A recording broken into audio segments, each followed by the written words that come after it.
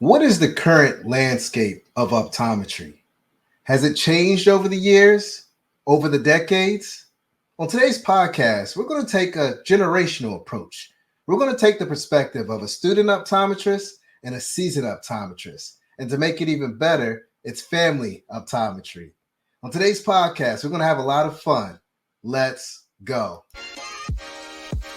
This is a Defocus Media production. Audio Jungle. What's up, everyone? It's your favorite optometrist, Dr. Darryl Glover. And I'm Dr. Jennifer Lyerly, resident optometry nerd. And welcome to Defocus Media, optometry's #1 podcast, where we discuss the hottest topics, latest technology, eyewear, practice management, and more. So sit back, relax, and defocus.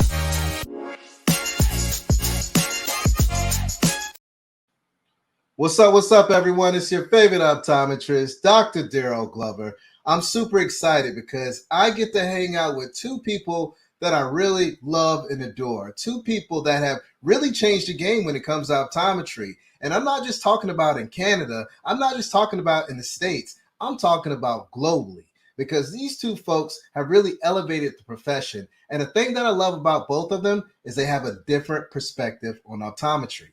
And on today's podcast, we're going to talk about that perspective, and we're going to talk about how we can elevate this profession by bringing and bridging these perspectives together. On today's podcast, I have my colleague, my friend, Dr. Trevor Miranda, and his daughter, the one and only Nyah Miranda. How are you two doing today? We doing okay today? Yeah, doing great, Darryl. I was going to let Nyah talk, but I, usually don't let her get a word in edgewise here. But doing fantastic. Thanks for having me, Darryl. And Nyah, how are you doing? Yeah, I'm doing well. I mean, just had a clinical skills exam today in optometry school. Midterms are coming up, but I'm so glad I get to spend a night with my two favorite optometrists. Oh, that's what's up. That's what's up. So before we get this party started, I would love to get to know who each and every one of you are, right? Because I know you guys. Every time I go to a conference, I get to hang out with you.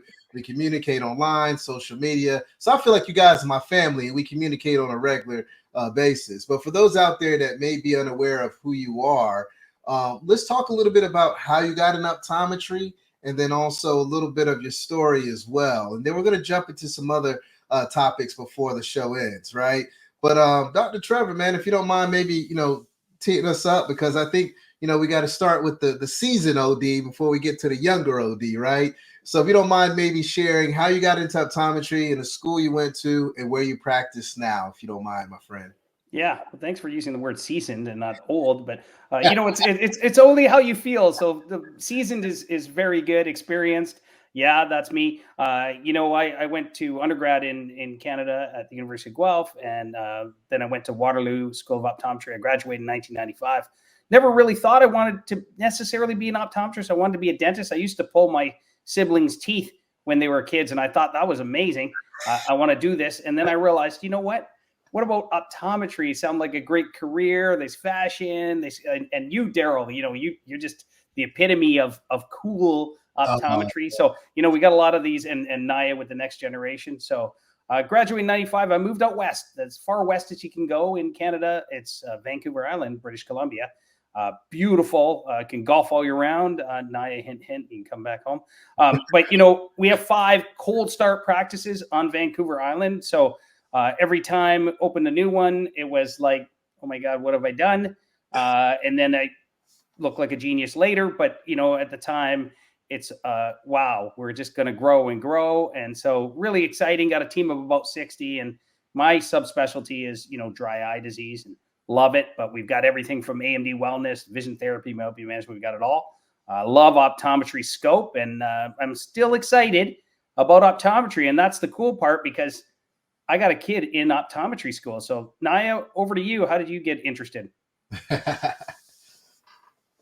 Wow, Dad, what a story you have. I would say I am on the similar line as you, where I never knew I wanted to be an optometrist. So I grew up, I thought I wanted to go to med school, maybe something in the healthcare field. And I used to make fun of my dad all the time. I did not understand what optometry was. I thought he just sat in a dark room all day, counted to 2, I used to joke that he was a vampire. I didn't understand. And I did my undergrad at University of Guelph in Ontario. I was in biomedical sciences and I needed a summer job and I wanted to do something in the healthcare field. So I'd never worked for my dad before. So I interviewed and got a position working as a pre-test technician and a chairside assistant over the summers. And then as I started to sit in with my dad and other optometrists, and I actually saw the doctor-patient interaction and all that optometrists do, besides just refractions, I got really interested in it. So I told my dad I wanted to maybe apply for optometry school and take the OAT. I think I almost gave him a heart attack. He did not believe me. He thought I was joking because I just gave him, so much crap for optometry. But yeah, now I'm in my third year. I mean, time truly flies. It feels like I was just in first year yesterday, but I'm in my third year of optometry school at New England College of Optometry in Boston. And it's going really well so far. About to take midterms, studying for boards exams. So very busy, but I love it. And I'm so glad optometry and I found each other. Wow. I love it. And it's just, this is so cool just to see this whole story play out, right? Nyah, I remember your first year when you started because I came up there to do some work on behalf of my eye doctor. And I met you and I was like, wow, she's a leader. She has what it takes. And then I found out who your dad was, and I was like, well, this makes sense. She's had a hell of a role model to figure out which direction that she's going to go in healthcare. But, today I would really like to have a great conversation, a deep conversation, actually, because there are a decent amount of optometrists that come out of school that have a parent or a family member that has been in the world of eye care and optometrists. And, I think that presents us with a unique perspective of a seasoned OD and a young OD. And what I really would like to touch on is just really the generational differences and how you guys feel like that has impacted optometry. But most importantly, how can we bridge that gap, right? Because we all know when you go on forums or you're at conferences, everyone's always looking at us more seasoned ODs as saying, this is how it's going to be. That's the way it should be. It shouldn't go this direction. But the younger ODs, the student ODs, they have a fresh look on things. They see things a little differently. So I want to know, how has it impacted you? What is optometry facing? But most importantly, how can we bridge that gap together? Dr. Trevor, man, if you don't mind maybe sharing your perspective, and then Nyah will get into it and we'll bring it together. Yeah, when I graduated, Darryl, everybody wanted to own a practice. They wanted to be the boss. That was almost assumed that you'd end up being an owner or a buy-in. In fact, to be an associate for more than a year or two was frowned upon because it was like, why are you not working out? Can, not buy in, that type of thing. And now I find, associates don't want to necessarily buy in. They don't want the headaches of management. They want to, and now that's stereotyping. That's not everybody. Some of them want that, but that's a whole different, set of skills. That's a different hat you wear on the business side.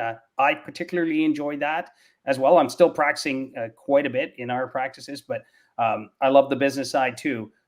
And I think it's lifestyle too.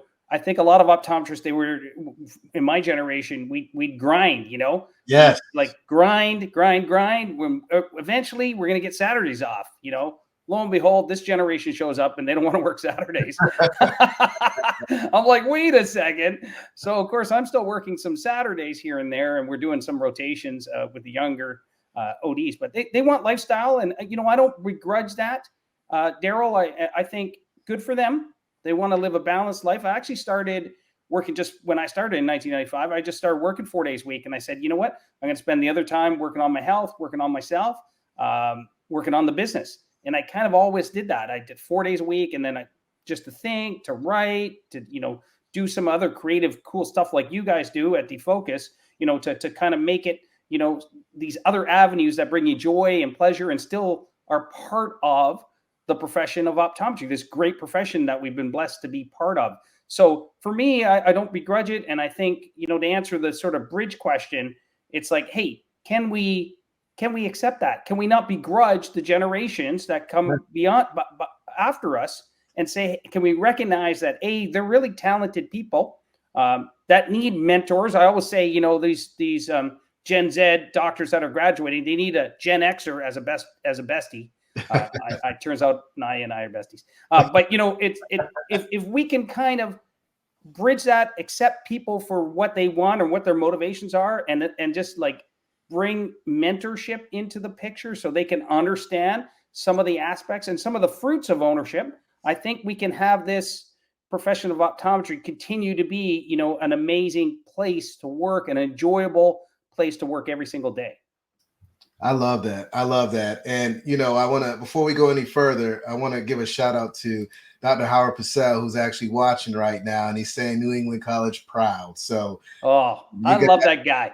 Howard, I'm going to come in November and we're going to have a beer together. That's for sure. You know, let me tell you a little bit about Dr. Purcell, man. I like to always share and give people their flowers. Dr. Purcell was probably my first tough interview. You know, I asked him to come on the show because the company he was a part of, they were going through a major merger at that time. And I asked him all the tough questions and he took it. He didn't say no. He didn't back down. He took it and he answered anything that I asked. And on top of that, you know, Dr. Purcell, man, he helped me position me into getting on my first board as well. You know, speaking names behind closed doors after you make those relationships. And then lastly, I want to give him a big shout out for being the first school to sign the 13% promise for Black eye care perspective. So, you know, when it comes to, you know, movers and shakers in the industry and having mentors, I really love the work that Howard Purcell has done. And with that being said, Nyah, you picked the right school to go to because you guys are really making some waves out there. But I'd love to get your perspective on, you know, everything your pop stated. You know, I mean, from what I'm hearing, you know, back in the day, especially when I graduated, it was all about private practice, right? Everybody wanted to own a private practice, right? I worked every Saturday for the first 6 years when I got out of optometry school. To me, that was just part of the game, and that's how it was supposed to be. And on top of that, you made the most money during that time, right? And on top of that, it was shorter days. So it just made sense to work that. But with your generation, the one thing I have seen is we're really pushing for work-life balance. We're really pushing for, you know, plug and play instead of really running a practice. But let's get your perspective and kind of see where we can bridge this gap and come together, my friend. Yeah, for sure. I mean, I've heard my dad make a couple comments. Oh, your generation is just so soft and everyone is lazy. Maybe, Dad, you might have said that about me a couple times. But I do really think we need to reframe it and think about it as my generation really values not burning out and, like you mentioned, work-life balance. So just having a workplace opportunity that can promise you like some of those balances, I think my generation finds really attractive, and that's something we want to prioritize going forward. But I also do think there's some students that are really ambitious and want to work hard right outside of school too. So I think there's a mix. I'm hoping to do a little bit of a healthy medium, but I'm really excited to get out there in the work field, and I'm really committed to working hard. And I don't really do anything half-ass. I don't know if that's a bad word to say, but I just kind of commit everything to what I'm doing. So I hope when I get out in the workplace, I'll just go full force. I love it. I love it. And, you know, me personally, Dr. Trevor, I think we can learn something from the younger generation, right? Because when I look at eye care, I think we did make a mistake. I think opening up shop 6 or 7 days a week is too much. When you look at the dental industry, they're 4, maybe 5 days, and that 5th day, it's a short day. When we look at the dental industry, they have their patients come in twice a year, right? So they're creating that work-life balance and getting patients in more. So what can we take from this younger generation and kind of infuse that as well? So when I look at that work-life balance and I see those doctors that want to do 4 days a week, I scratch my head, but at the same time, I'm like, damn, they might be onto something, you know? Yeah, no, 100%. I think that whole, it's just, I even just say it's balance. You know, it's not just even work-life balance. It's just balance at work and balance in life. And that includes just, you know, having a great place to come to work, you know, making sure you have, you have a good attitude, you have 100% energy for every patient. Like, you know, every patient's a unique patient in the sense that they're expecting the best of you, not not the 4 o'clock version where you're tired out on day 6 or 7. Yeah. If you can't manage that, I mean, and Nyah would attest to this. I'm a pretty, kind of energetic dude. I'm the Energizer bunny. And Nyah has a lot of that too, with her athletics and her running and such. But but if you can't bring it every single day, then you need to think about what are you doing a disservice to your patient, and is it better to just not own the practice? Is it better to work on the practice and not in the practice at the same time? So I think what happens is some practitioners that own the practice maybe shouldn't have, or they should rethink that, and they should get help to run the business part, because they weren't necessarily, and back to Dr. Purcell and I have had this chat at NECO. He's like, Trev, yeah, we want to talk about business, but their brains are full. They're studying for boards. There's only so much we can stuff in. Can we stuff in another business degree into their heads? Not right now. They don't want that. So that's where, the postgraduate mentorship comes into place. I really think that 5 years post-grad is really important. One, to hone your optometry skills, your doctoring skills, your verbiage, a subspecialty, and B, to understand the business of optometry. Yes. What does it mean to be profitable? How are you educating and recommending solutions that are good for the business, but they're the best for the patient, the best options for the patient. So the patient gets the opportunity to imagine what they could be, the best versions of themselves, the best vision that they can experience, and all that having that confidence to be able to have the dialogue, to overcome objections, to be able to, get to an honest, trusting relationship with a patient. That takes time and experience, and you need to have that modeled. If you just open shop and you don't know what you're doing, that's a recipe for disaster these days. I don't recommend that anymore. Yeah, I agree with you 100%. And I want to give a shout out to Cesar Rodriguez. He's saying the opticians on your team, your staff, also play a role in the success of your practice. And I agree. I think when it comes to that patient journey, if we're not all working together, if we're not creating a frictionless journey for that patient, we're not doing our job. And we should all be on the same page in order to give that patient the best care and, most importantly, the best solutions to accommodate their lifestyle, right? Now, what I want to ask you is this. We're talking about bridging the gap.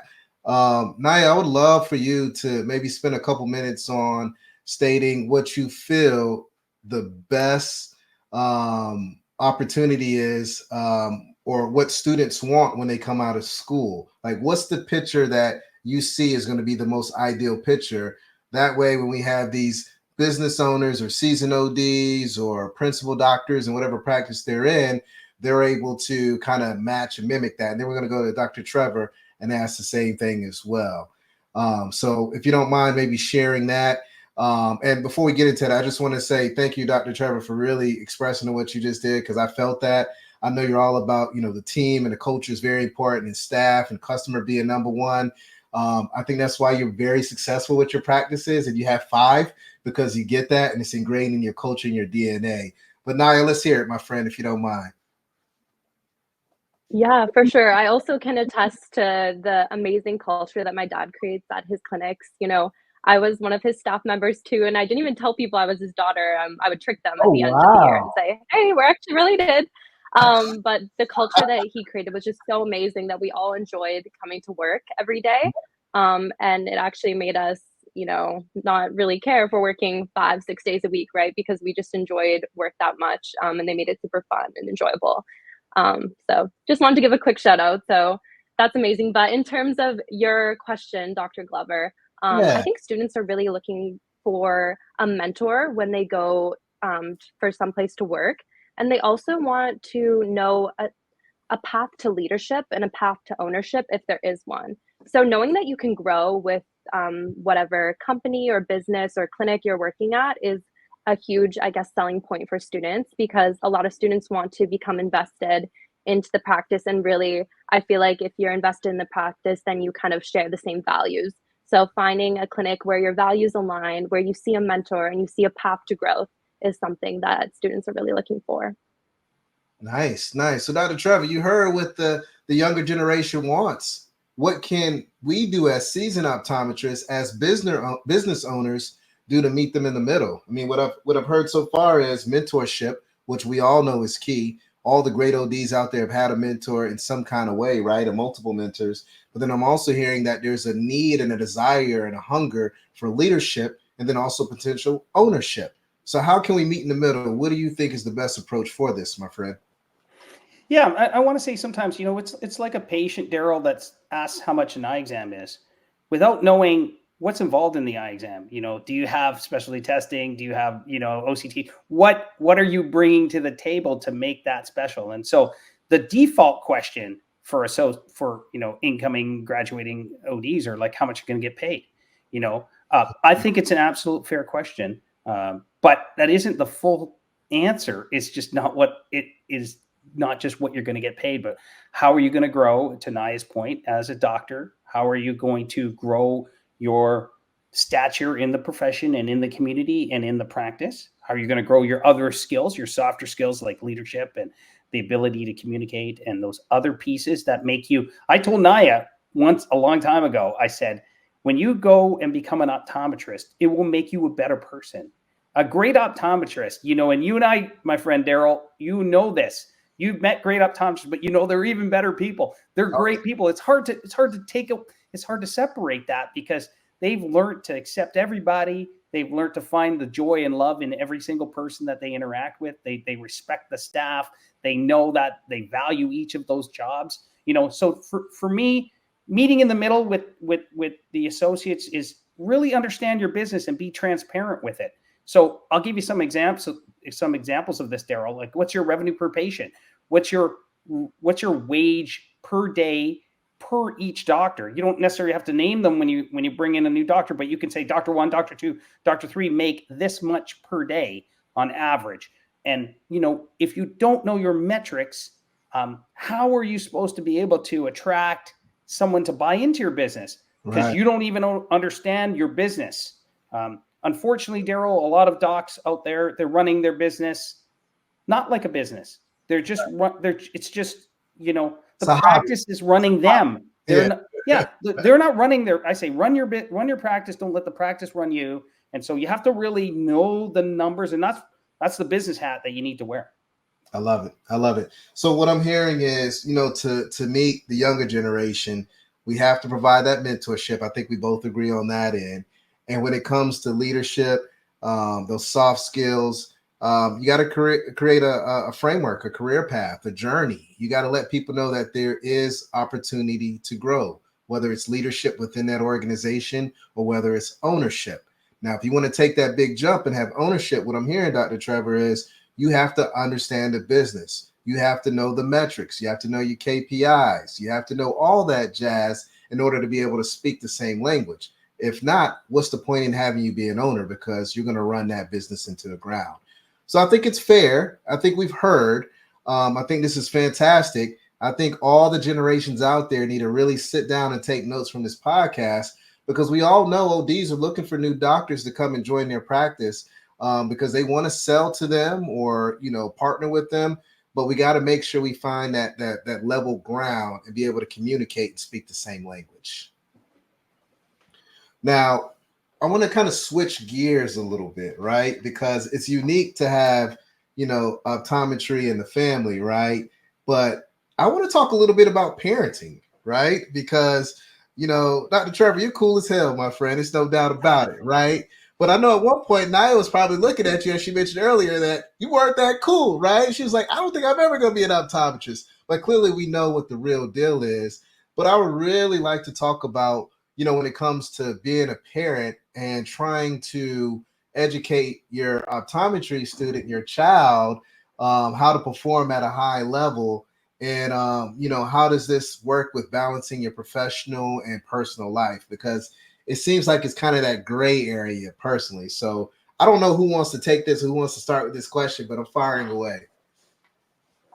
Okay, well, I'll start, Nyah, and then you can go. I have nothing on parenting. Nyah, she doesn't.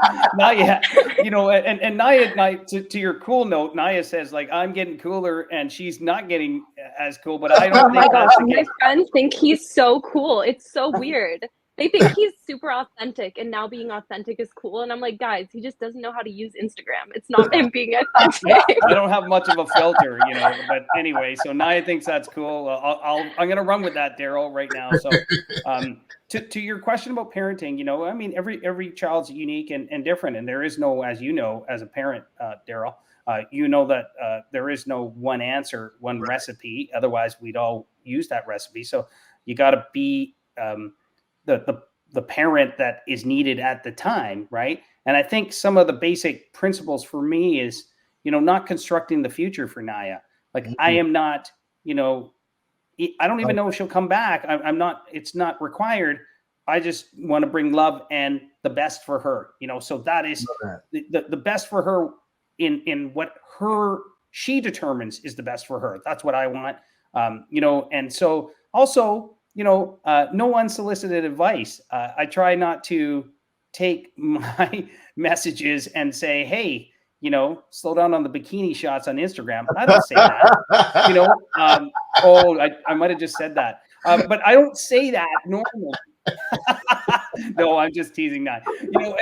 It's all very good. And I think, as a parent, you need to be, a safe place for your child to come home to, whether it's miles apart, different coasts right now, but home to where she can, he or she can phone you, can know that she's loved, that there's a safe place, that we're proud of her, those type of things, regardless of what the decisions are. And, I mean, Nyah is an extremely talented person, and I'm lucky in a lot of ways to have such an amazing child. But, whatever she would have chosen to do, I think I would be just as proud as well. So it turns out we get to share some of these things, which is really cool for me, that I get to interact with Nyah in a way that, you almost can't dream of.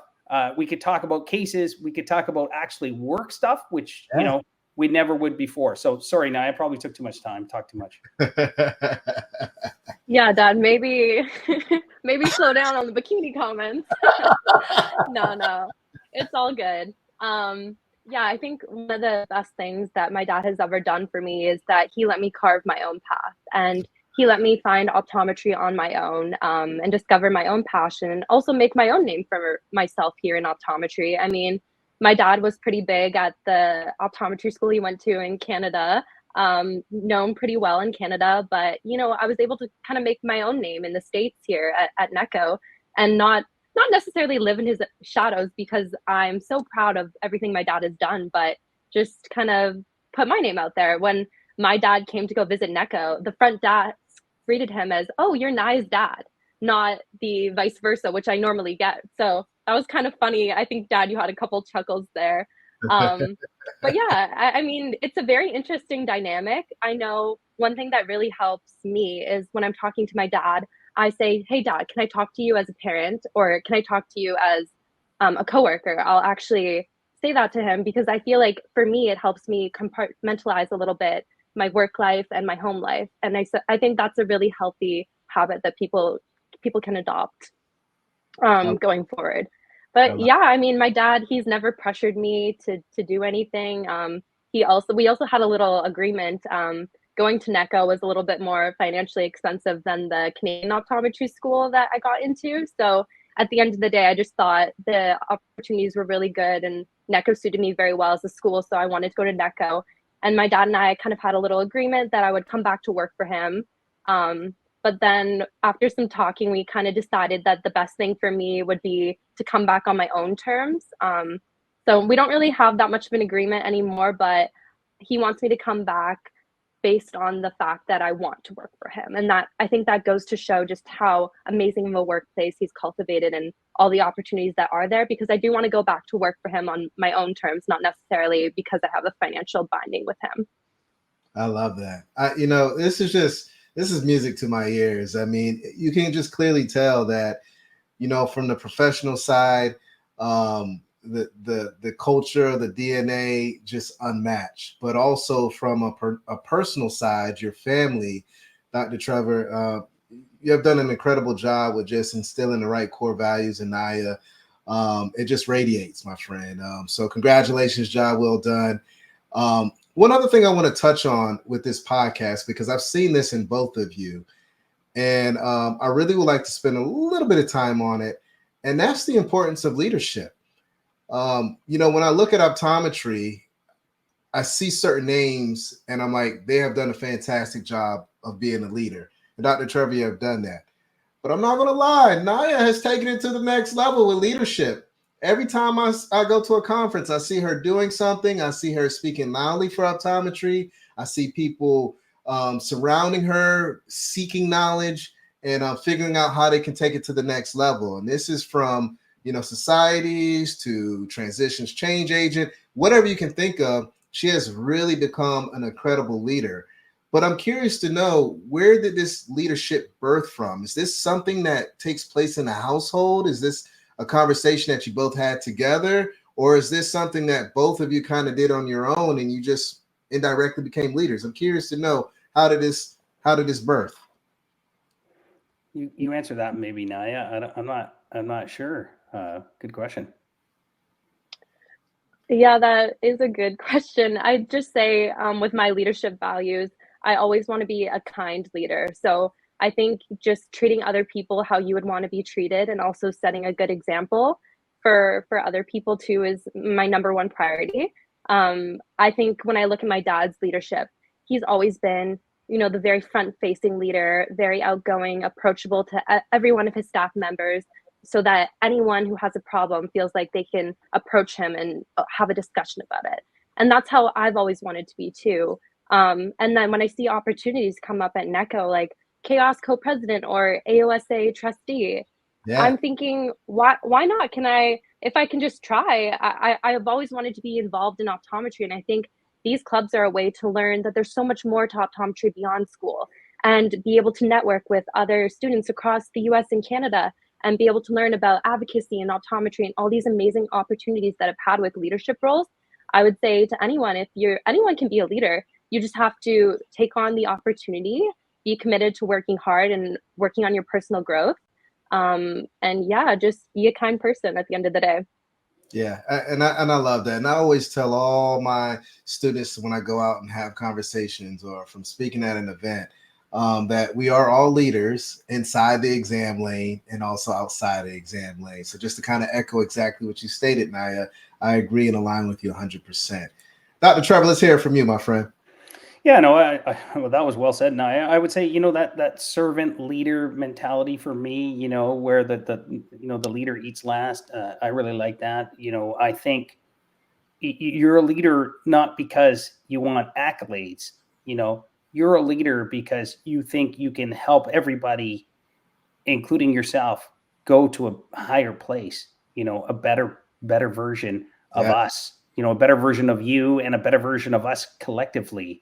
I always think collectively we're stronger than an individual on its own. And if you look at anything in nature, from bees to ants to like almost any, group of animals and plants, we're better and stronger together. And I think, the microcosm of that is a family unit, and then your work family, and then your family profession of optometry, and so on and so on. So I think it gives me just an amazing amount of pride as a parent to see, Nyah embrace those ideals, because you know what, it's easier not to.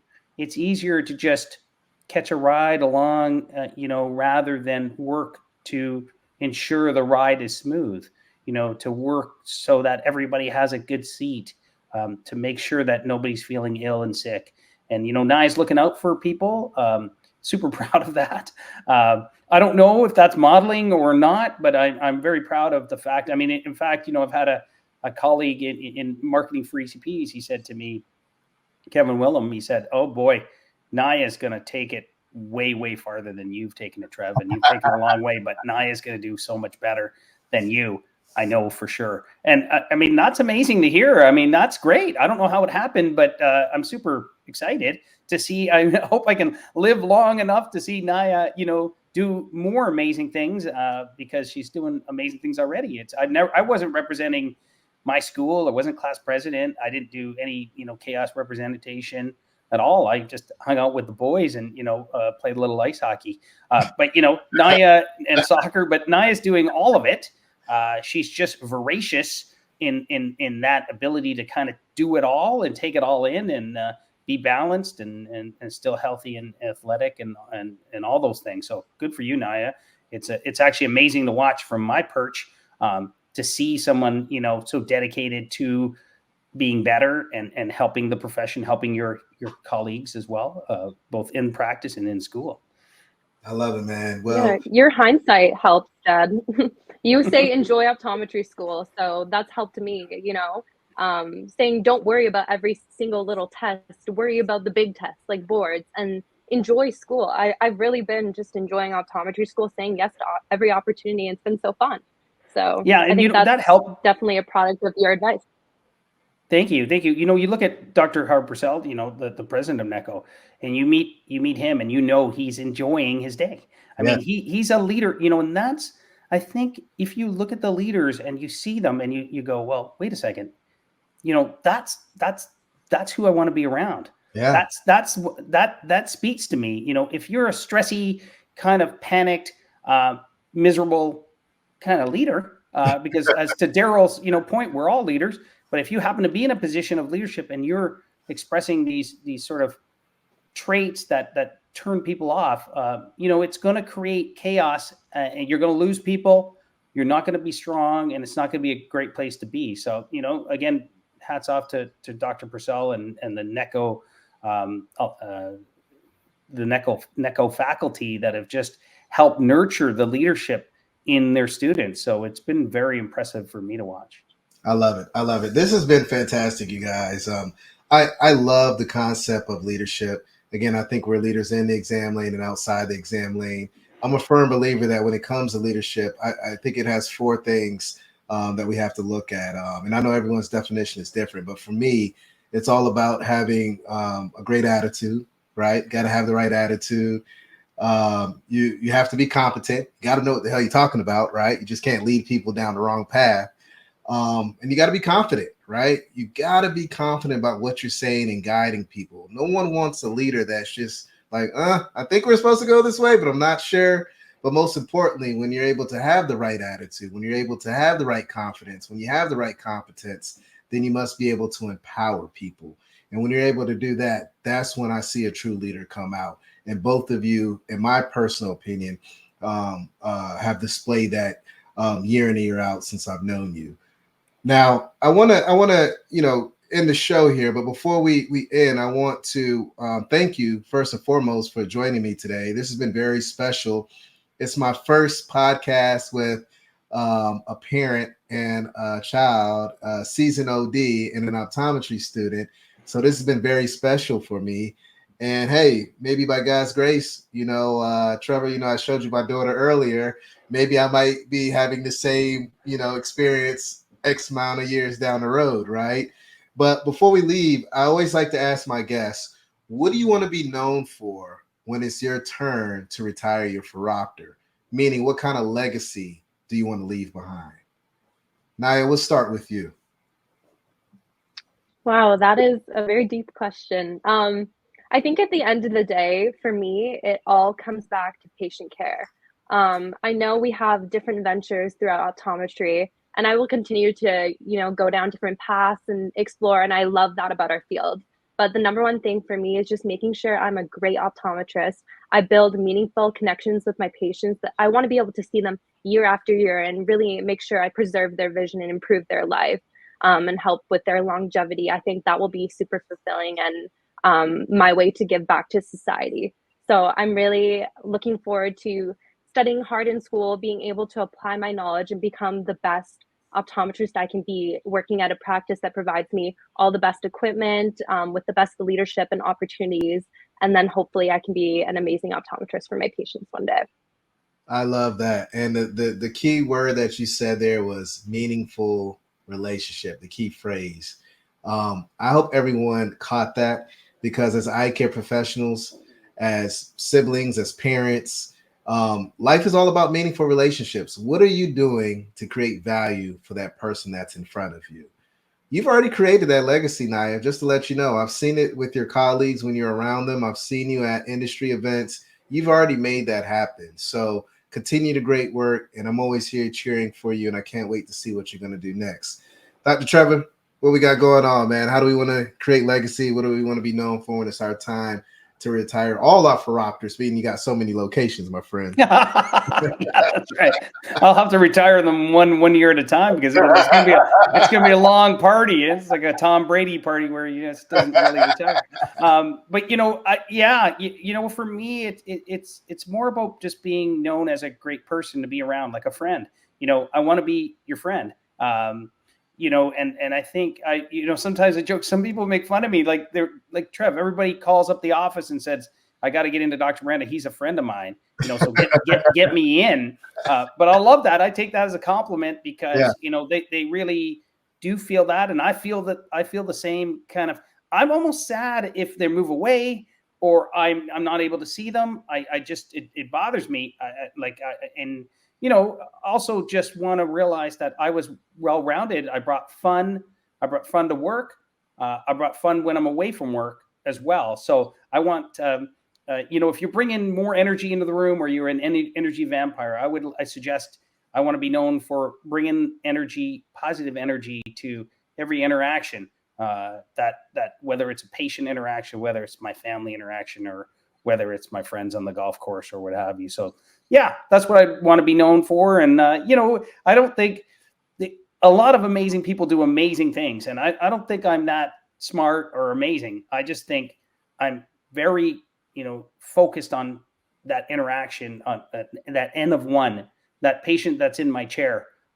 They know I care, and I'll do everything I can to preserve the future of their vision. And I want them to feel that and know that. And I know that myself. I'll hang it up when I don't have that passion. Yeah. And I don't know if you guys caught this, but you essentially said the same thing. It really revolved around that meaningful relationship, that N of one, that interaction between the patient, becoming a friend, right? You two have what it takes to really change the eye care industry. And you've been doing that generation by generation. Fantastic work. Super excited about all the things you have done. Before we leave, if anybody wants to connect with you or follow you on your different platforms, please share that information. Dr. Trevor, we'll start with you because I know you have an amazing podcast. I'd love for you to highlight that and any contact information that you may want to share with our listeners and followers. Yeah, thanks, Darryl. Thanks for the opportunity to share that. I have a podcast, Optometry Unleashed. We're season 2, so it's kind of new, but I love it, and I'd love to interact with you. It's not necessarily just about optometry, but it's a leadership and business and relationships and eye care as well, but all kinds of things, future. So interact with me on LinkedIn as well. You can send me a note. I've got some followers on Instagram. I used to make sure that you send me a little message to say you're an optometrist or a student, so I don't think you're someone else. But just because that's a personal Instagram. But Optometry Unleashed, love you to listen to us. If you have guest suggestions, I'd love to have you, Darryl, Dr. Glover, on as a guest. That'd be a great, my friend. Anytime, man. All you got to do is say the word. We should totally do that. So, Nyah, over to you. Yes, we actually have an episode together, my dad and I, on Optometry Unleashed, which is a good episode if you want to give it a listen. But yeah, you can find me at Nyah's Eyes on Instagram and TikTok, also on LinkedIn. If there are any students watching or, pre-optometry students, feel free to connect with me if you have questions about NECO, or just want to connect and get to know someone at the school. But yeah, I thank you so much, Dr. Glover, for having us. It was really great to talk to you. Yeah, no, this has been an incredible vibe today. I learned so much about both of you, but the thing that I just took from this call is just the meaningful relationships, right? I mean, that aligns with who I am as a person, and it's a breath of fresh air to see it on the other side, right? So I want to thank both of you again for being a part of the Defocus Media podcast, Optometry's #1 podcast network. For those that are listening, make sure you subscribe to our YouTube page. Follow us on Instagram, LinkedIn. Defocus Media is the same handle across all platforms. But again, thank you for tuning in. It's your favorite optometrist, Dr. Darryl Glover. Stay healthy, stay positive, stay blessed. And until next time, peace. Hey, family, if you enjoyed this full podcast, don't miss out on more engaging content. Check out the next episode right here. And for the latest updates, hit that subscribe button and ring the notification bell. Your support means the world to us. Catch us in the next episode. Peace.